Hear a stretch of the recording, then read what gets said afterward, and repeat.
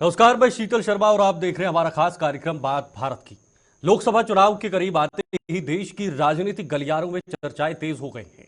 एक तरफ पिछले 10 साल से सत्ता में काबिज एनडीए 400 का नारा लेकर लोगों के बीच प्रचार प्रसार कर रही है, तो वहीं कांग्रेस भी अपनी खोई हुई साख वापस पाने के लिए दिन रात मेहनत करने में जुट गई है।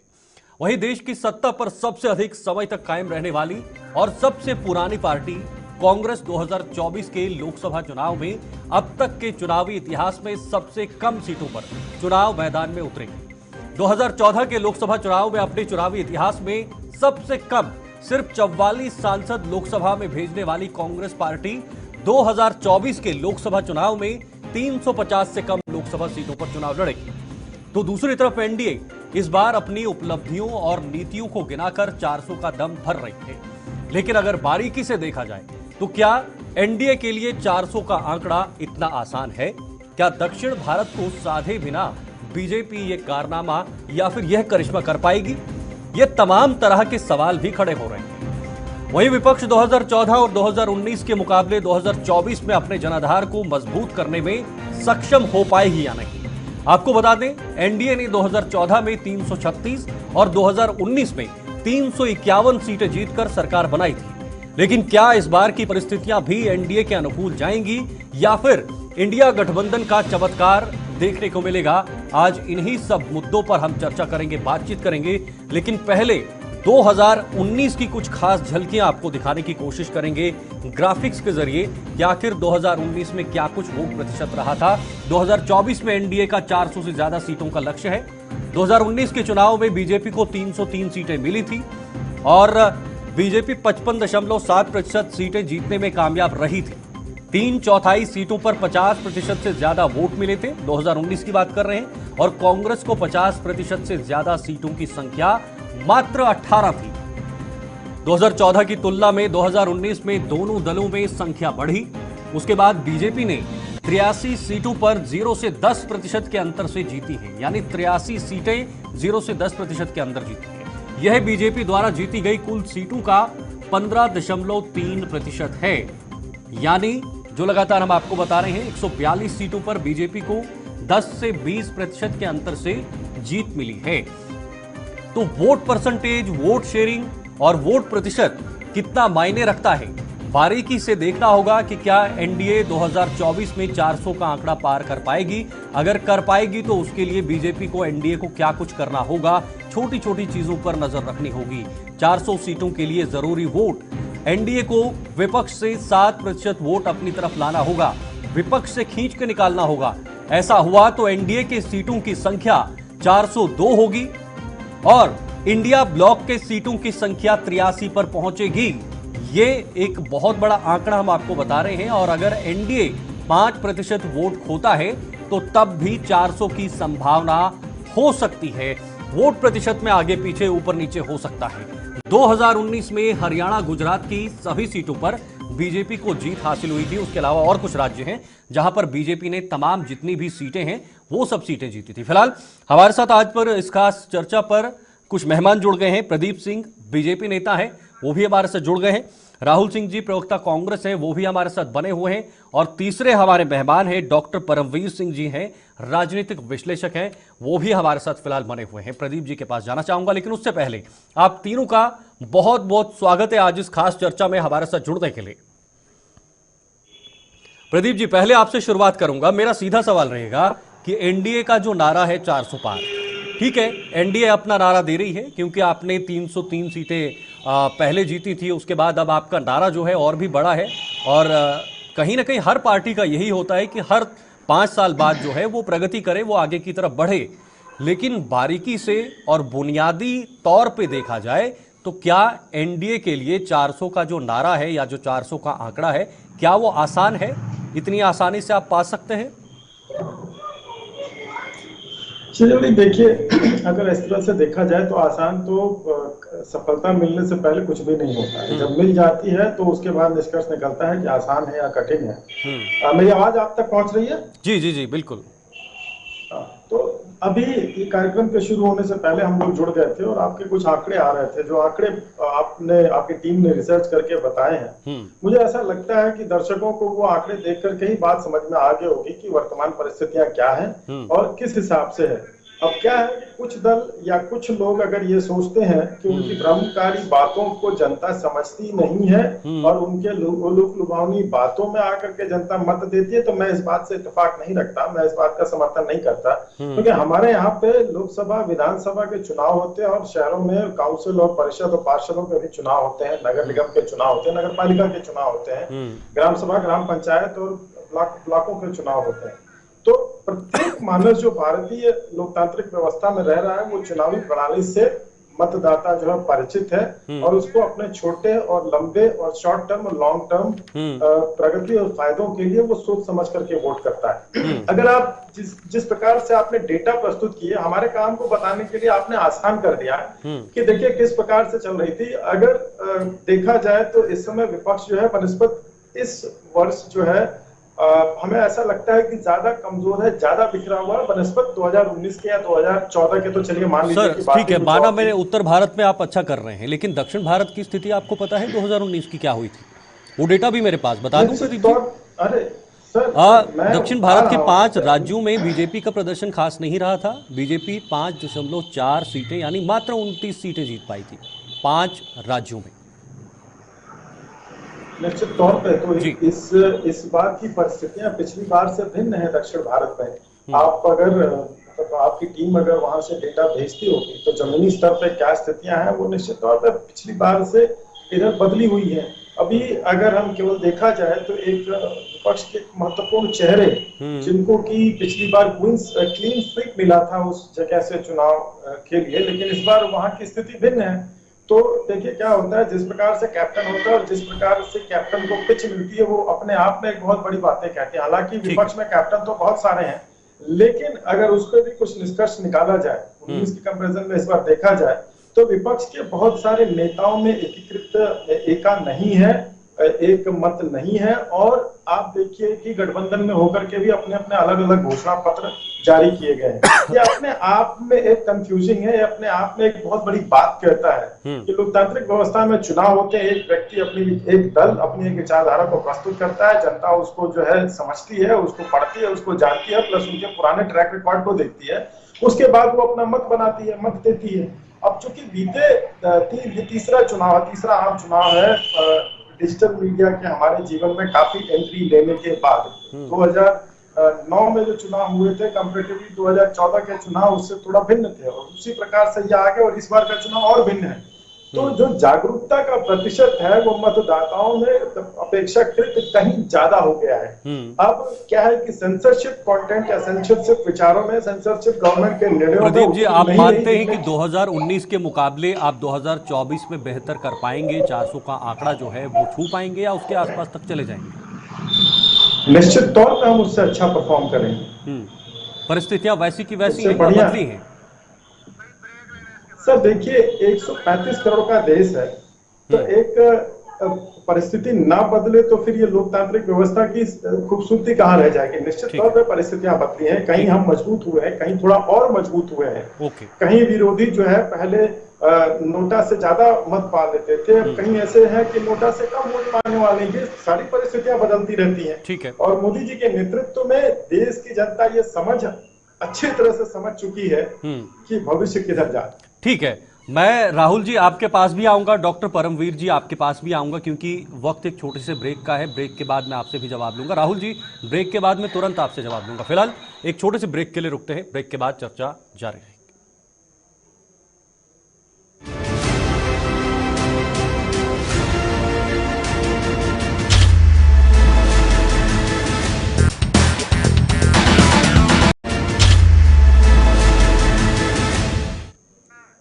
चलिए, ब्रेक के बाद आपका स्वागत है। सीधे रुक करते हैं हमारे आज के मेहमानों का, जो हमारे साथ जुड़े हुए हैं। प्रदीप जी, राहुल जी और डॉक्टर परमवीर जी हमारे साथ बने हुए हैं। राहुल जी, आपका रुख करूंगा, एक छोटा सा ब्रेक लिया था और अब आपका रुख करूंगा, और साथ ही साथ ये भी चाहूंगा कि आप प्रदीप जी की बातों का जवाब दें और कांग्रेस की क्या स्थिति है, वर्तमान में क्या स्थिति है। इंडिया गठबंधन जो एक आपने तैयार किया है, क्या आपको लगता है 2014 और 2019 के बाद 2024 में आप अपने खोए हुए जनाधार को वापस पाने में सक्षम हो पाएंगे? जी, आप सबको मेरा नमस्कार। जी। हमारे दर्शकों को मैं प्रणाम करता हूँ। देखिए, 2024 का इलेक्शन जो है वो एक लोकतंत्र की लड़ाई है। देखिए, एक ऐसा प्रधानमंत्री ये है हमारे प्रधानमंत्री और गृह मंत्री, जरा देख लीजिए। देख लीजिए, ये मैं नहीं कह रहा हूँ, ये न्यूज़पेपर और मैगजीन्स के फ्रंट पेज पे होते थे। Hero of hatred Narendra Modi, and why is this man free, Amit Shah, इसको बांध के क्यों नहीं रखा हुआ है जेल में? हाँ, और ये आदमी हमारा होम मिनिस्टर है आज। तो आज इलेक्शन में मुद्दे क्या है हम सबको पता है। देखिए, 2014 और 19 के बाद 2024 में आज सबके पास गूगल है, ये बढ़ते जा रहा है। तो इंफॉर्मेशन का युग है, लोग आज इंफॉर्मेशन को एक्सेस कर सकते हैं। बिल्कुल। और हमारे प्रदीप भाई ने बिल्कुल सही कहा कि लोग देखेंगे कि आपका बैकग्राउंड क्या है, आपके पुराने कर्म क्या है, सब देखे जाएंगे। अभी देखिए, उज्बेकिस्तान में 65 बच्चों की मृत्यु हो गई इंडियन दवा कंपनी के कफ सिरप से। वहां पे ये तो आपके कर्मों को खंगालने में तुले हुए हैं। ये तो आपके कर्मों को खंगालने में तुले हुए हैं राहुल जी। कंपनी को यूपी में दवा बनाने का परमिशन दिया हुआ है कि कफ सिरप छोड़ के बाकी सारा दवा बनाओ। तो आप समझिए कि इलेक्ट्रोल बॉन्ड लेके ये हमें जहर खिला रहे हैं। इंडिया के विभिन्न स्टेट्स में तरह तरह के न्यूज में आपको अभी दिखा सकता हूं, बोलेंगे तो मैं सेव करके रखा हूं कि कितने बच्चे कहां मरे हैं और कैसे जो WHO ने 2019 में जिस दवाई को बंद कर दिया था, बैन कर दिया था कि कोरोना में इसको नहीं देना है, उस दवाई का मैन्युफैक्चर यहाँ पे और जोर शोर से किया गया, बढ़ाया गया और कितने लोगों की मृत्यु हुई, ये सब खुला है। ठीक है, कोरोना में जो इन लोगों ने लाखों लोगों को पैदल चलवाए हैं, कितने लोग चलते चलते मर गए, कितने लोग साइकिल चलाते चलाते मर गए, इन सब का हिसाब पब्लिक लेगी। और ये जो घूस खा के बैठे हुए हैं, अब तो SBI ने डेटा दे दिया और मोदी जी बोल रहे हैं कि मेरे चलते डेटा मिला है। कितनी झूठ बात है।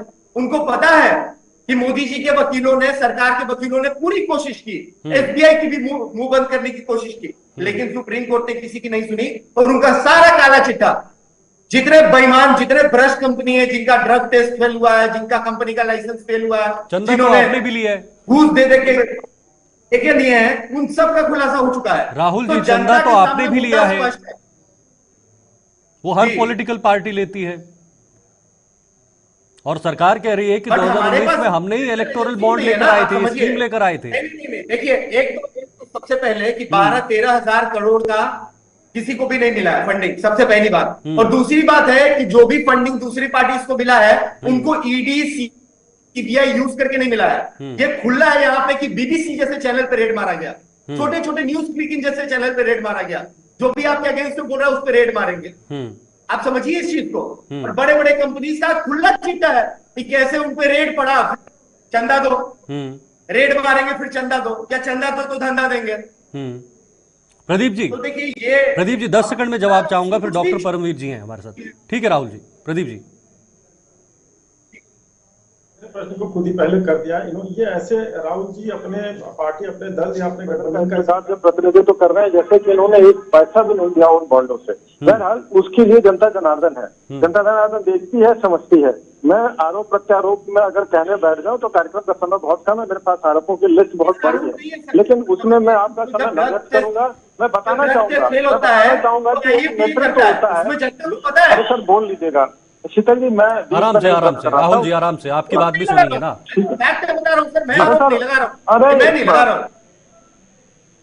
मेरे बात बोल लीजिएगा, लिख लीजिए क्या बोलना है, क्यों बीच में दर्शकों का समय बर्बाद कर रहे हैं। तो शीतल जी देखिए क्या है कि हम बार बार कहते हैं लोकतांत्रिक व्यवस्था, लोकतांत्रिक व्यवस्था। लोकतांत्रिक व्यवस्था में क्या होता है, मत जिसके ज्यादा मिलते हैं, जिसकी संख्या ज्यादा होती है, उसके आधार पर वो सरकार बनाती है। पिछले 2 आम चुनाव में हमने देख लिया, ये तीसरा आम चुनाव है और जिस प्रकार से चीजें तकनीकें खुल रही हैं, जो पार्टी 55 वर्षों तक शासन की इस देश से 55 वर्षों के अपने शासन काल में, आज उनको पिछली बार में 44 सीटें मिली थी, उसके बाद 50 से कम सीटें मिली। हाफ सेंचुरी ये किसी में कर नहीं पाए, हाफ सेंचुरी आप कर नहीं पाए, लोगों का आपके पास भरोसा नहीं है, लोग आपको मत नहीं दे रहे हैं, आम चुनाव में आपको कोई वोट नहीं मिल रहा है।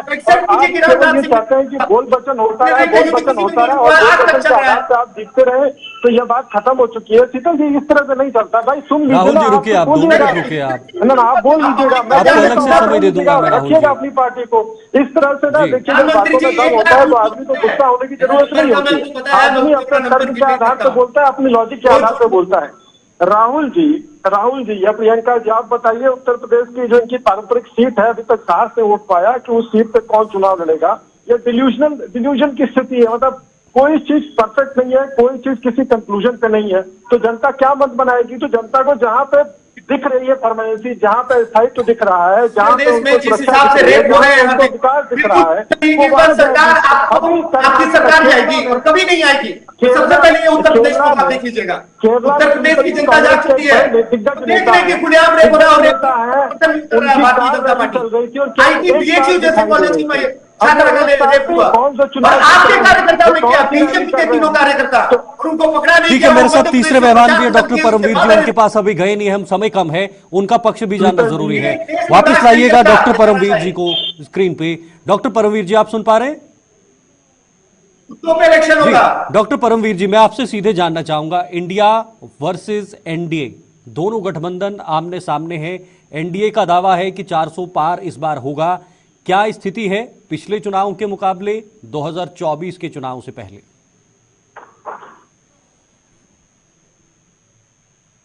यहाँ पर 19 तारीख को वोट पड़ने वाले हैं, तो 4 जून को सारी चीजें स्पष्ट हो जाएंगी। लेकिन मैं यहाँ पर एक बात स्पष्ट करना चाहूंगा, देखिए, चुनाव के रिजल्ट टीवी डिबेट के साथ या ट्विटर ट्रेंडिंग के हिसाब से डिसाइड नहीं होते हैं।